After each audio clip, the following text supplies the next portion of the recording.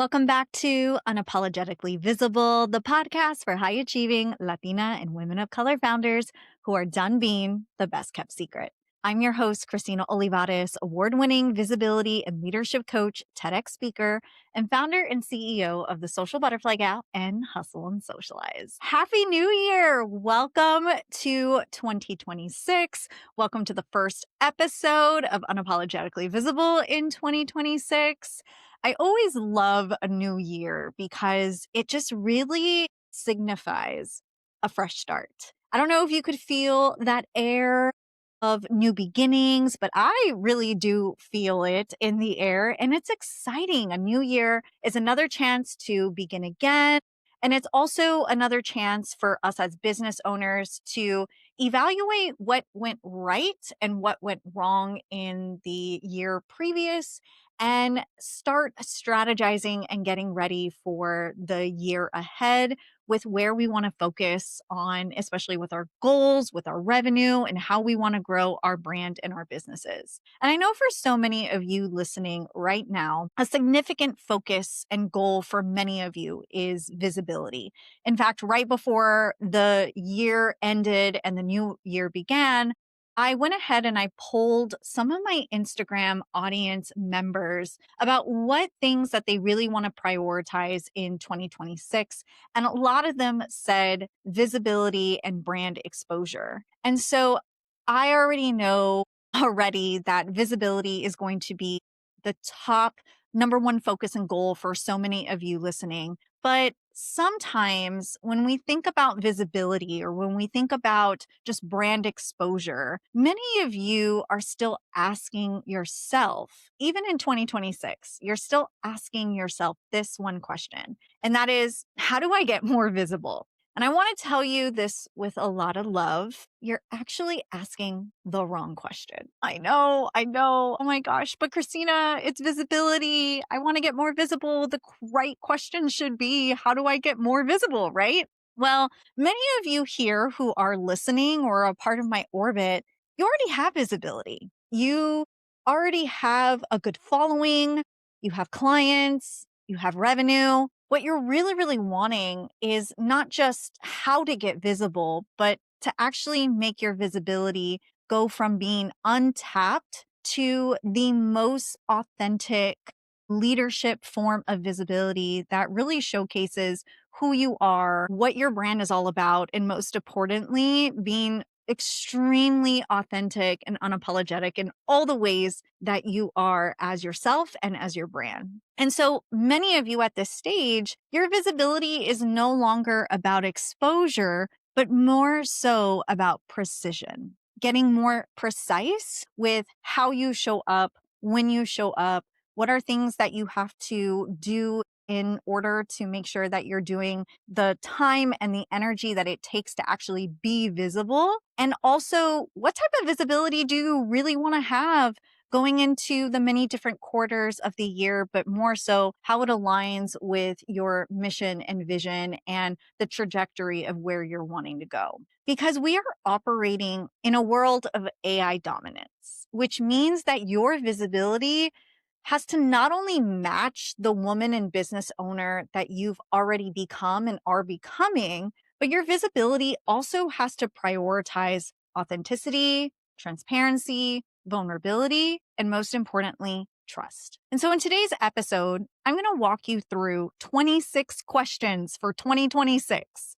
These 26 questions is what I ask my clients that I coach and that I strategically advise, as well as some of the questions that I ask myself when it's time to recalibrate our visibility at a higher level. And we're moving through these questions in a continuous transmission, but we're going to look at some of these questions within 5 different lenses, which includes identity, visibility, your business model, money, and leadership and capacity. So let's dive in. Before we comb through these questions, I wanted to touch on what Adam Mosseri, the head of Instagram and Threads, posted right before 2026 about content creation, the direction of Instagram, and how creators need to adapt. The biggest shift that he mentioned in his post was that authenticity is becoming infinitely reproducible, meaning that everything that made creators matter,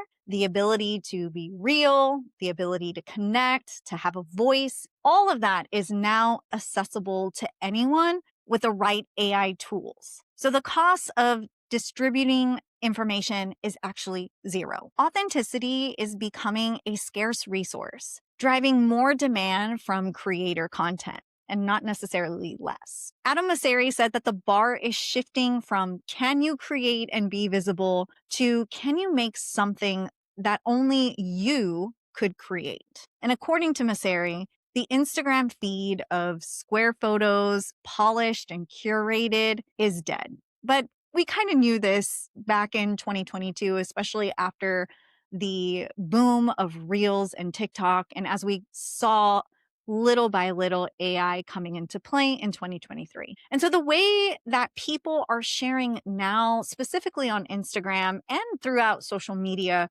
is through the DMs.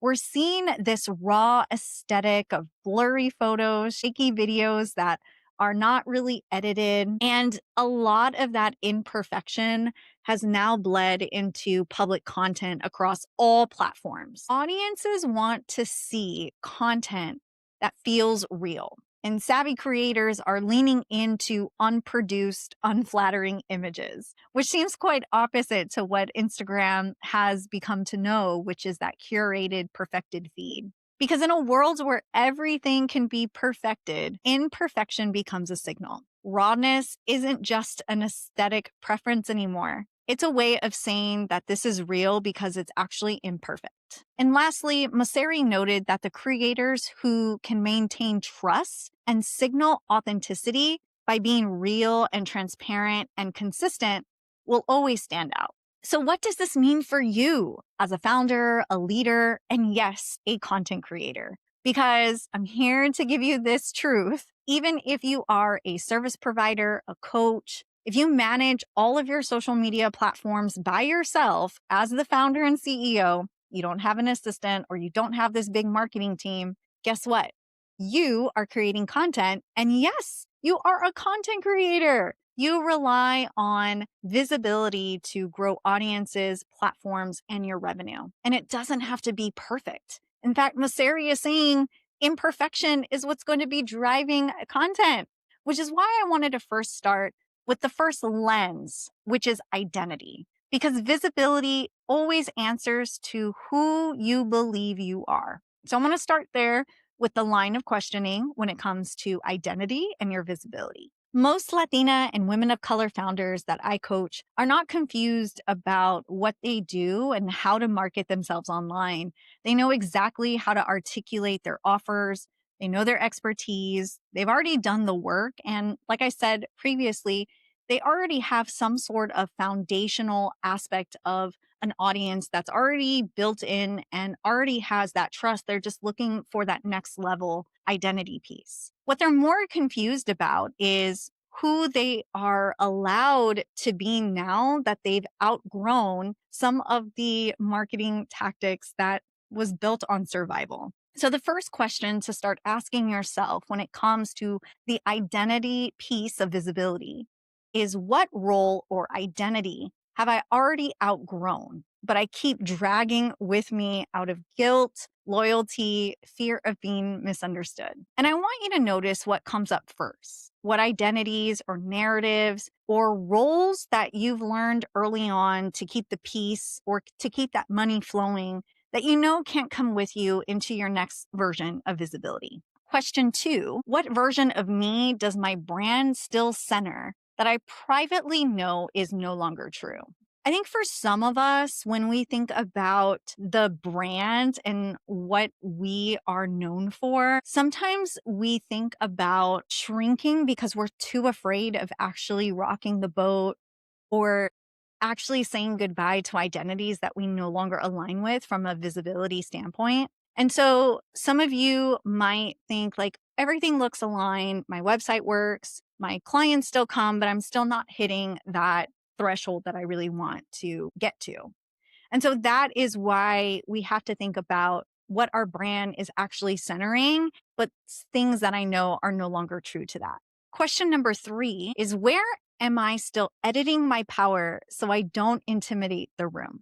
I want you to be honest with yourself right here. Usually, this shows up in your pricing, in your captions, how much context that you give before stating something you already know to be true. A lot of us, when we think about rocking the boat or even calling something in or out, we get really nervous about how we're going to say it. So we dilute our power. So I want you to think about that. Where am I still editing my power so I don't intimidate the room? Question number 4, if my visibility reflected my lived authority, what would I stop over explaining immediately? High level leadership doesn't apologize for existing. I want to say that again. High level leadership doesn't apologize for existing. It doesn't ask for permission to be taken seriously. So I want you to think about that. Question 5, am I building visibility to be affirmed or to be trusted? This is a huge one, especially when we think about building a brand off of needing to be seen and proving. When we think about our visibility, are we building it through trust? Because trust compounds over time. Now that we've uncovered some groundwork on the identity pieces, I want to transition into visibility lens with how you can take up space. Question number 6, where am I showing up out of habit instead of intention? Just because you've always posted on Instagram or on Facebook or shown up in different circles or different rooms doesn't mean that it still deserves you in this moment, in this time. Question 7, what rooms am I still performing in that can't actually hold my next level of leadership? I think this is really tough for a lot of my clients because they've gotten so used to networking in specific circles and organizations and groups, but they're not seeing any traction, and they are starting to kind of get a little upset that every time they show up to these rooms, they're getting same quality leads, same quality clients, and they're not getting to that next level version of either a visibility or a revenue threshold. And so we have to start thinking about the types of rooms that our visibility is in, but also can that room that we're in still hold us in the next level version of ourselves? Question number 8, if I cut out my output by a third, what would have to get sharper, cleaner, and more honest? We don't have to be always doing more content. We don't need to be creating video after video after video or going to networking event after networking event.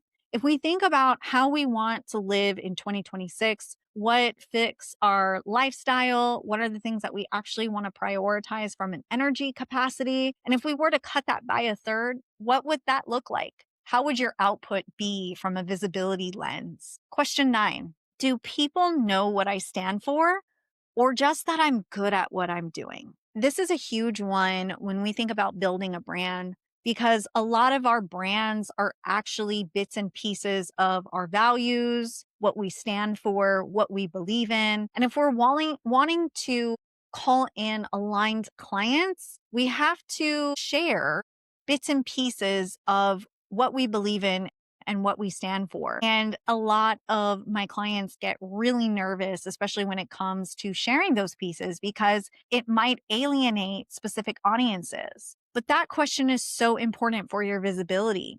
Are you just wanting to be good at what you do? Or do you actually want to have a brand that builds a legacy off of what you stand for, what you're known for, and how you also contribute to society in a way that calls in the most aligned clients? Question 10, what truth have I been circulating publicly but not fully naming because it would change who stays? Usually that is not a visibility issue. It's more of a boundary that you haven't enforced yet. So I want you to kind of think about this question in a way that allows you to really name the truth of who you're becoming visibility wise, and think about what would happen if you were to fully come out of your shell and think about how you present yourself in the world.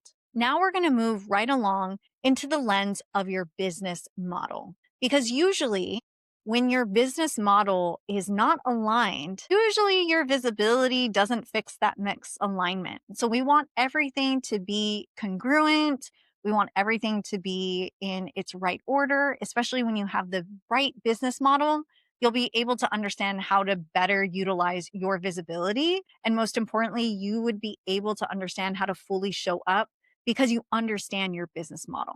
So, question 11, which offers require the most explaining, and why am I still tolerating that? If something is constantly needing justification, usually it's not positioned for your next level. And then you're going to have to do more visibility pieces and messaging to be able to actually justify the right message. Question 12. If my business had to support rest, motherhood, or a major life transition, what would collapse first? I always think about building a business model and having a business model that actually works in tandem with your life. You don't want to make your business your full life. You want your business to complement your actual life. And so understanding what type of business model you have, as well as the type of visibility that's needed, is going to be super important when you're navigating a major life transition. Question 13. What am I secretly resentful about delivering, even though it quote unquote works? Sometimes resentment shows up in how we show up online, and our audiences can sense when something is not right, especially if you are in a position where you're coming from desperation, or maybe you just have anger towards a specific platform or strategy. Audiences will pick it up. So I want you to always think about, what are you secretly resenting about delivering, even though it actually works, and really navigate and get curious around that. Question 14. Am I building a business model around my strengths or around what I once needed to prove? These two paths lead to very different lives, even if they produce the same revenue. And it continues to show up when you show up online with your personal brand, your visibility, and how you market your offers. Question 15. If I stripped my business model down to one primary offer, which one actually reflects my authority? When we think about our offers and when we think about how we market and show up online to actually sell that offer, we want to make sure that we automatically have an offer that gives us light and that allows us to actually market in a way that is super simple and easy. And now we're going to head into my favorite lens, the money lens. Let's talk about the part that everyone dances around when it comes to visibility, which is selling. Question 16. Am I pricing from stability or from fear of being misunderstood, rejected, or judged? You don't need to overthink your pricing, because you already know, especially if you have data, you already know the amount that you need to hit every month in order to have your bills paid, in order to have a life. And so many of us, when we think about selling, especially pricing our offer, it gets really nerve-wracking to say it out loud on social media, because we are afraid that people are going to automatically reject us right from the get-go of watching a video. Question 17. What parts of my business actually generate income but drain my nervous system? I had to learn this so much in 2025. Even though I was showing up with a smile on my face and doing all the things online, being extremely visible, there was a big portion of my business that, while it was generating income, was super taxing on my nervous system and was super taxing emotionally, physically, and financially. And that was when I knew I needed to take a step back and also just not touch that from a visibility standpoint, but really get clear on the parts of my business that actually light me up. Question 18. What income level am I actually preparing my brand for, even though I'm not there yet? Your messaging will always tell on you. And even though you might be at a certain point that you're not really wanting to be at, you want to get to that next level, your messaging and the way that you show up online has to reflect it. It has to elevate in a way that once you start marketing and putting yourself out there, no one would question what type of level you're at. They already can feel that right from your content. Question 19. If my revenue stayed exactly the same this year, what would feel intolerable? That's the edge that you might have been avoiding because it requires a decision, not just effort. Question 20. Am I building wealth or am I just maintaining momentum? Now we're going to shift to leadership and capacity. This is the part that most founders skip, and that's why at moments they plateau, especially with their visibility. So, question 21. Where am I still leading from urgency instead of discernment? Question 22. What decisions am I delaying because I don't want to disappoint anyone? Question 23. What visibility patterns do I keep repeating that I keep calling it a season? Question 24. If I trust my own timing, what would I stop forcing right now? Question 25. What does my future self require me to become this year, especially around being more visible? And the final question, the one that changes everything. What deserves my full focus in 2026? And what am I finally willing to release to protect it? So here's your next move when it comes to your visibility. I want you to stop asking what to add. Decide what can no longer come with you. Choose one place to be seen where your authority is undeniable. That could be your podcast, your Instagram content, your newsletter, Threads, LinkedIn, you name it. Just focus on one place right now and get really, really good at being more consistent with showing up.